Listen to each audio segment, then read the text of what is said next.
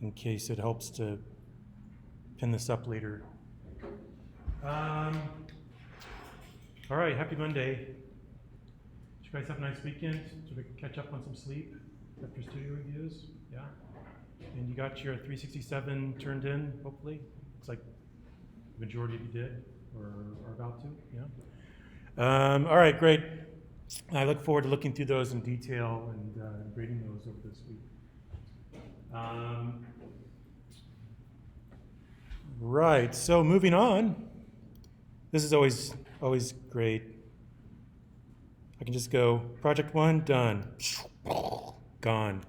All right, project 2, performative grid shell. Yay. All right, so today we're going to go over and introduce ourselves to the idea of grid shells and the next project. You know, I've never actually taught in my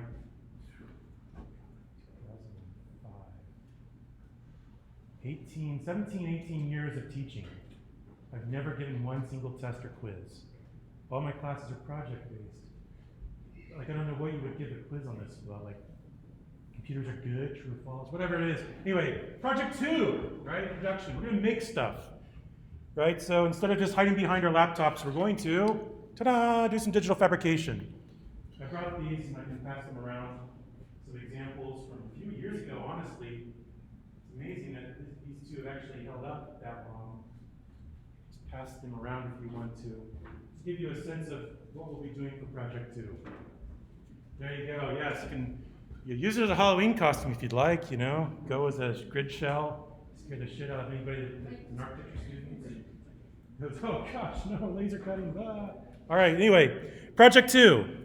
So we will generate and build a performative grid shell system, right? Performative grid shell system. We'll talk a little bit about what grid shells are, and you probably can guess, given this, right? This sort of two-way system that forms a grid, right? Creates a sort of doubly curved surface that's a shell. What do I mean by performative? Performative grid shell. Anyone want to shout it out or guess or hand that off to Alan? Let it sort of go around. Performance. What do I mean by performance? When you buy a car and you go, look, you know, here's the performance specs, or, you know, it's a high-performing machine. What does that mean? What do we mean when we say building performance? We're not talking about like a dance performance or music recital or anything, right? What are we talking about? What's that? Efficiency. Efficiency. Okay, that's one word to describe it. Efficiency. What else?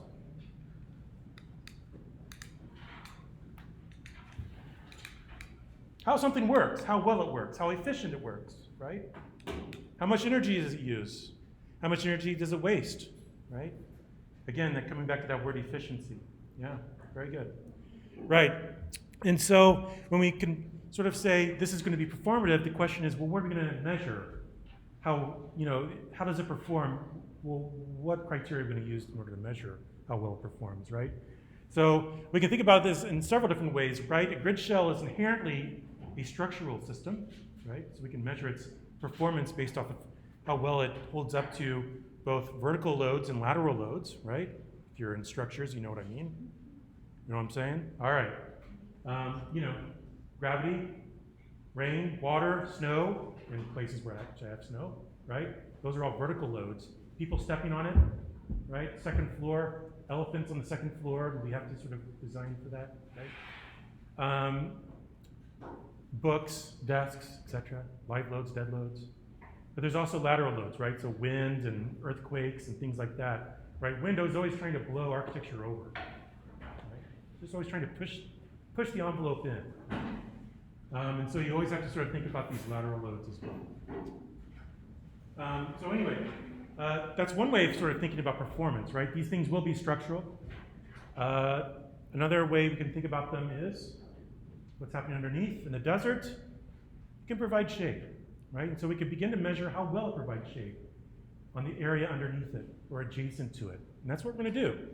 We're going to look at different ways that we can begin to project sun and look and evaluate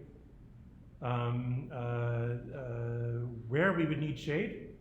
And then we can start to devise a component system that sort of fits in each of those cells and provides shade where we need it. It's inherently a parametric problem in that parts of those cells are facing north and other cells are facing east, and some cells are facing west and south, right? Those are the problem ones, by the way.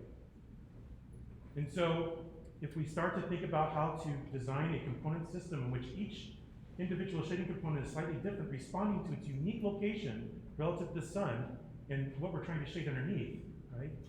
This is inherently a problem for digital technology and digital fabrication, right? Because what I would argue is that each one of those little shading components can be different than the next. Okay? And as we all know, the 20th century was all about mass production and Fordism. We just try to find a one-size-fits-all solution. We make a gazillion of them, and that economy of scale makes things cheaper, right? So in other words, that block is 8 by 16 by 8, and if we design by that module, then we can make bazillions, billions of those things exactly the same, right? And therefore, you know, we can sort of have economy of scale, right? With digital technologies, one, we can begin to manage the complexity of having each component different, and with digital fabrication tools, i.e. computer-driven manufacturing equipment, advanced manufacturing, laser cutters, right, that are CNC, routers that are CNC, water jet cutters, all of which are down the hallway from us, and then plasma cutters, etc., 3D printers, right? They don't care if they're doing 13 identical parts or 13 completely unique parts, right? We don't have to tool up for it. They can just sort of drive around, driven by the digital data that we feed it, okay? And that's essentially what we're going to be doing with the laser cutter. All right, so the basics of parametric modeling, focusing on geometric and parametric properties of surfaces as well as data trees. So we've been looking at points, lines, curves, right? And we did architectural componentry that's sort of indicative of those sort of geometries, right? Trusses are very much about struts and joints, which are lines and points, right? Yeah, of course, right? Surfaces. Now, we're going to get into surfaces, and we're going to talk about those, and you're actually going to watch some videos on those over this next week, just to sort of gear up and sort of flipping the classroom around a bit. Although I'll show you some things that we'll be doing overall for the project here in just a moment. But so we'll be looking at surfaces, right? The best way I can put this is when you start to think about surfaces, right? For lines, right, we were thinking about roads. We're looking at using a geographic metaphor, right? We're looking at roads and maps and sort of, you know, points along a road where street addresses and, you know, those sorts of things, right? We can think about the globe, again, as a sort of two-dimensionally doubly curved sphere. It's basically a surface. How do we identify a location on the globe? Think about it with our phones and all the satellites orbiting around the Earth. What do we need? How do we identify a spot, one location on Earth? Everybody can find this. Coordinates. Latitude and longitude, right? Two directions. A curve just needed one direction, right? One number between 0 and 1, right? 0 start, 1 finish. You could locate anything along that curve, right? Okay. With a surface, we have two. We have a latitude and a longitude, okay? Or U and a V, okay? Geometrically, these things have been described for a long time. We use U and V. So we use T parameter along a curve for one-dimensional piece of geometry like a curve, right? U and V for two-dimensional pieces of geometry like surfaces. There's also UVWs for solids that have thickness to them, right? We won't get into those. That's a pain in the rear. All right, anyway. Anyway, we'll talk also about data trees, right? Up till now, I've been sort of, you know, mysterious data trees. I've been mentioning them and saying, no, don't worry about those right now. You know, I don't even want you to try to comprehend those. Well, now we have to comprehend them, right? And I think surfaces are a nice way of doing that because visually surfaces sort of embody data trees, right? These sort of lists nested within inside lists, right? Two-dimensional, three-dimensional, four-dimensional lists, right? And we'll start to get into that. We'll start to actually read what those data trees actually mean and try to sort of picture in our head and visualize it on paper, and then go back to Grasshopper and feel fortunate that at least it sort of keeps things organized in a way that we can use them and they become useful downstream using data trees. Okay? All right, so we'll define and use performance criteria as a means to test and generate design options. So it's like, not only can I just make a grid shell, right? But I can optimize it for efficiency, right? For structural logics, for shading factors and things like that, right? Not only can I sort of make something and then measure how well it does, I could actually map solar data onto the surface and then use that data to figure out, well, which cells need to actually be closed off by the shading components, and which ones can be open in the shading components, right? I can actually begin to take that feedback loop, the performance and geometry, and connect them, which is really, I think, powerful thing to do, right? And it's something that we looked at the very, very, very beginning, right? When we looked at that, for instance, that Woods-Bagot project in Adelaide, Australia, right? So they looked at that big facade, they started to map the solar data onto it to understand where the problem areas were. And then this shading component that could basically close off the cell or be almost minimal amount, almost maximum aperture window, right, could begin to respond and be designed according to the performance criteria itself, right? All right, so closing that feedback loop between performance and shape or form, right? That's really important. We can make just about anything, but why, right? I would argue that we can make things more responsive to the environment, make them less expensive, right? Think about how they're made, work with the materials rather than against the materials. When we start to talk about material sizes, the limitations of tooling, even putting things on the back of a truck and shipping it off the highway, right? There are all kinds of size and constraints and things like that that start to embody themselves and begin to add complexity to the design problem when you're at your desk, at the computer, at the drawing board, drawing something abstractly, right? Okay, so we're gonna start to understand that. We'll start to generate a digitally fabricated model and diagrams, right? So in other words, we're gonna go through and you're gonna build it, you're gonna make it, right? Some of those models going around, right? I call them, when we put them all up, like 30 or 40 of them in a row, it's like the March of the Armadillos. It looks like a sort of really weird sort of tableau of like all these weird grid shells. Almost like they crawled there and then stopped and settled the area for a little while. Maybe they're just migrating. It's autumn. Maybe they're going south. Anyway, but we're going to be doing not only the digital fabrication side, making this stuff, but thinking about how do you manage that, right? Each piece has its own place. Like, look at this, right? For an example, since now we're in person,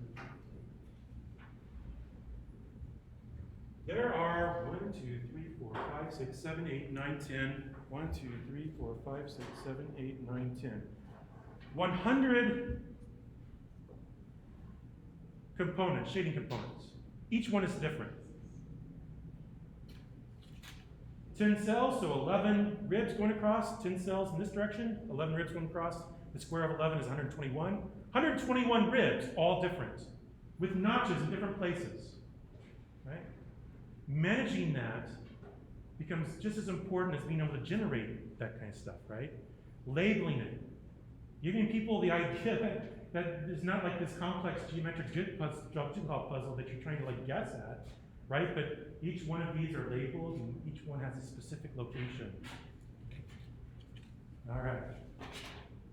And so managing that complexity, starting to understand that not only do we have to model this stuff and send it off to the laser cutter and cut it all out, right? But it actually begins to change our representation, right? It makes, how do I put this? It is not useful to generate a plan and a section and an elevation of this in order to understand how to make it, right? What I need is almost like an IKEA set of instructions. Here are the pieces, here are the labels, here's where notch A goes into slot B, right? That kind of thing, right? It resembles more of like a model airplane or model car kits that you get. Maybe some of you did when you were younger. Maybe some of you still do, right? But when every piece has a unique location, right? Then the question is, well, how do you begin to communicate visually, graphically, how this thing goes together? And to think about it also, what order do things go together, right? Okay, so choreographing this becomes just as big of an issue as being able to draw, right? We could model anything. How do you make it, right? That's the other feedback loop I want us to sort of really grapple with, right? You come up with some ideas, And then you try to make it, and you go, oh, some of the assumptions I made were, I forgot how thick some chipboard can be. I forgot to give it a little more thickness because of the malleability of the material, or I assumed I could do it this way, but then really I ended up having to sort of do it in a different order than I thought, right? And so you begin to learn, right? You begin to think differently about this. When you actually have to think about how these things are made, how they're materialized, how they're fabricated, how they're assembled. Sometimes how they're shipped. The logistics game is something that's come, not only are things growing more expensive, right? But part of that is because of logistics. Half the time you're just waiting on stuff, and it's just not there, right? So then the demand goes up, then the price goes up. It's like this sort of weird thing where the supply chains still haven't caught up with demand. And as a result, sometimes there are major delays, right? You just got to figure out a different system that'll actually work. So the objectives. And again, we've touched on all of these so far, but to integrate performance criteria into your design process, right? I would argue that these systems are all about letting you think about these things and begin to inform the geometry. I would argue that, again, the geometry should be informed by what it's there to do, right? You should have some goals in mind as you start to design things. Maybe they're programmatic goals, right? I need a tall space here. I need lots of little spaces surrounding it that overlook it and get daylight borrowed from it, etc., right? There are other goals, right? Like performance goals. Like I need to block off the direct sun from here, so I need to bounce in light from the top. Or, whatever it is, right? You guys have probably dealt with this in Design Studio, hopefully, right? So, the idea is that how do we begin to take some of that criteria and let it actually complete that feedback loop and begin to inform shape, order, space, etc. All right? Integrate production and manufacturing criteria in order into their design models process and facilitate iterative material prototyping. So, just as a quick example, right?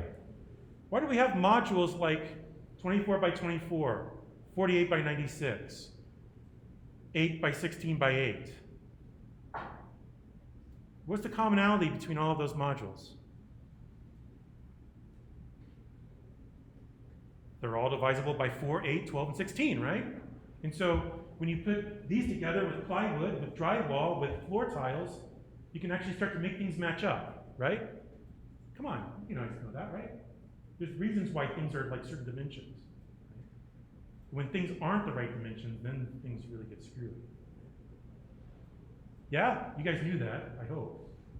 Did you guys look around? Yeah, okay, good. Need to look and see, right? And so right away you can begin to understand how materials begin to affect how we make decisions, right? Yeah, indeed. Can I make this much bigger? Well, it depends. How big of it am I going to use chipboard? Or am I going to have to scale up to plywood, right? There's a thickness, material thickness, there's the size of the sheets that sheet material comes in. There's the size of the tool, like let's say the laser cutting bed versus a CNC router bed versus a large factory floor with several KUKA robot arms working in tandem as a team, right? If you want to scale up, there's ways to scale up or scale down. But it's all depending on the materials you're going to use, the production processes for them, etc., right? And so beginning to understand how these begin to inform also our design decision making, super important. The stuff that you're learning in CTEC, right, about concrete and masonry and wood systems and steel systems and cladding systems versus structural systems and things like that, right? Okay. All of that comes into play here. This stuff is meant to enhance and augment your ability to juggle and synthesize that stuff. Simple, right? When you get into BIM later in Revit, right, that's all it is. It's like a big, it's kind of mundane actually. It's like this sort of weird database of stuff, right? To leverage the underlying geometries, right, the surface anatomy, and computational data structures, we talked about that a minute ago, like looking at lists and data trees, to create a complex parametric model for you to play around with and explore it and export and begin to prototype, right? And that's the thing. You'll prototype this twice. So you're not going to make this once at the end, right? Models are no fun if they're just a dollhouse at the end, just sort of like, well, here's what I think it should look like. I've already designed it, right? Models are generative design devices. They're part of the process. right? You'll put this together once and you'll figure out how not to do it, basically. So that the second time, it'll look nice. Let's see, explanatory design, fabricational, representational drawings, and graphical communicate design intentions, constraints, but also the instructions for production and assembly, right? And you'll see some examples of this down here below. Demonstrate the ability to compose and balance graphic composition, of course, and to design and make models with rigorous prototyping in order to dial in tolerances, make something really well crafted and detailed. That's sort of design to production feedback loop. That's the key thing. Keep saying the word feedback loop, right? Design is this iterative process. Part of that iteration of testing the design isn't just like what your professor tells you, but trying to make it, right? And then what other kind of criteria? Performance criteria can we start to overlay? Things like how does it respond to the sun? How does it make human comfort spaces underneath or below it or around it, etc., right? Okay, so these are what the outcomes sort of look like in general, at least in the past, right? Here's a couple of examples of design boards where you see the three-dimensional thing, you see a list of components, you start to see how they go together. Oftentimes, actually, last year we did a really nice one with Photobax on it, right? You can start to see how they're nested for laser cutting manufacturing. You can see where they have and have not really sort of optimized to sort of get the most yield out of their sheet materials and try to minimize waste, etc. Right? Each one of these, though, you can see, right, as they start to respond to a different location, therefore different performance criteria, each one of these are different and you start to move them out. So you can see that, look, all of these are the laser cutter instructions. There's one, right? There's another sheet. Okay. Go take the laser cutter. You guys used the laser cutter before? Hopefully? Not yet? If not, this will be your introduction to it, right? So, basically some of these lines are just sort of like, it's just going to lightly graze it and score the material. And then around the outline, it'll cut it out for you. And then that way you have all the score lines ready to fold these things up. There'll be labels that it gets, graded into them, etc. All right. And of course, the March of the Armadillos. This is from a few years ago now, fall 2019, pre-pandemic, in fact. Wow. But needless to say, I spent a lot of time documenting these. And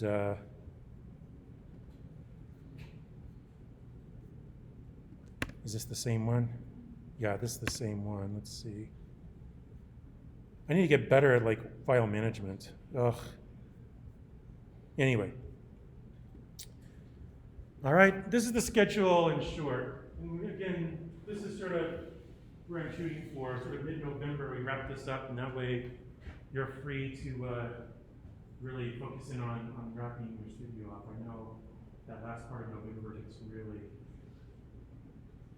you get really busy, right? And then there's a Thanksgiving holiday in there somewhere too. All right, so in Project 3 anticipates all of that, which is in classwork. So you just come to class after that, and you get everything done.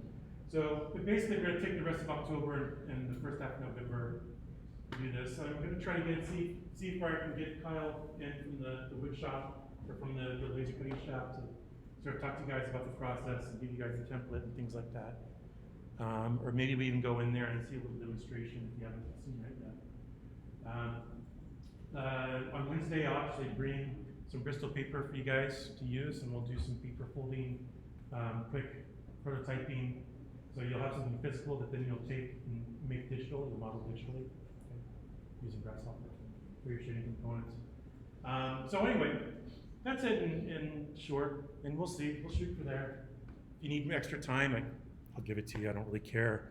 What I'm interested in is that you're learning and that you come out with something that you're really proud of. This one, I don't know, it's not the best, but it has held up after 3 or 4 years. I think they probably dropped it. Where'd the other one go? There it is, all the way back. Okay. So there are two different, thank you, appreciate it. Two different surfaces here, right? Both are doubly curved.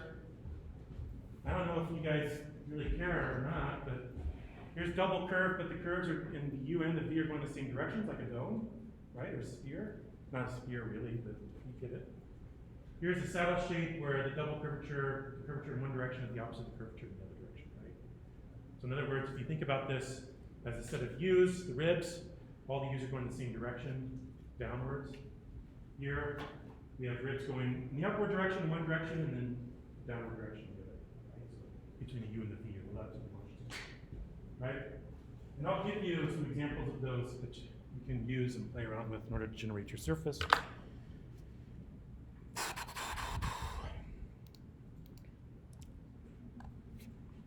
Right. But between now and Wednesday, I just want you to watch some YouTube videos. I know, it sucks.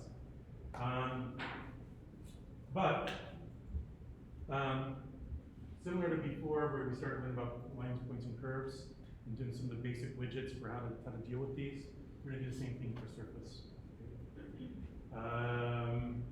Then we'll start to apply that and do some practical examples, including making a responsive surface, which I think I showed you guys with an attractor point before. And then you guys have been here, done that, but we'll apply the truss assignment, which you guys did in project 1, to an actual surface that you can then start to slide around and move things around and everything updates, right? But just quick primer for surface, right? We'll talk about it more on Wednesday, but I want you guys to really watch these, try to understand them, follow along a little bit, okay?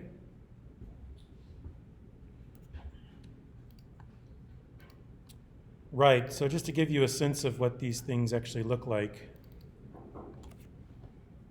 Again, this is just a quick demonstration.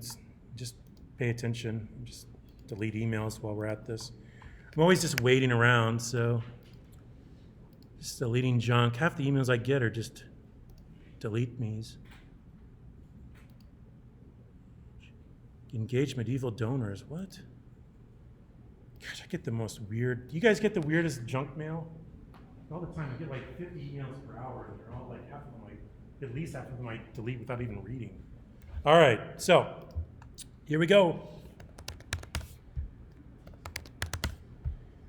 Just to quickly give you a brief understanding of where we're going here and some of the things that we'll be looking at. Honeybee, ladybug, wasp. Some great plugin names for these. Anyway. Parakeet, that's my favorite name. Kangaroo's pretty cool. That's a physics engine. Rabbit we'll use later on. Silkworm, that's for 3D printing but without slicing. What else? Here we go. Let me see if I can find cell surface classifications. Right, there we go. So what's interesting about this is that all I'm doing is I'm describing a surface using a bunch of functions for x, y, and z coordinates. So I'm just generating a list of numbers using cosine and sine functions. And then I take those and plug them in to create a bunch of points in a three-dimensional grid, and I make a surface from them. So from this, I get something that sort of makes this sort of wavy three-dimensional surface like this, right? Yeah, it's not a big surprise, right? I have cosines and sines. What do cosine and sine functions do? They make the z oscillate up and down, back and forth. So as you step in x, you step in y, right? You plug in those values for the cosine and sines, and the output sort of oscillates back and forth between a minimum and maximum, right? If we do that three-dimensionally, then that's what we get. Ta-da! All right, anyway, as you can see, some of these are quite sort of dome-shaped, or I forget what they're actually called. They're plastic sort of geometries here, sort of vaulting. So we get like a sort of groin or saddle, and then we get this sort of dome or doubly curved sort of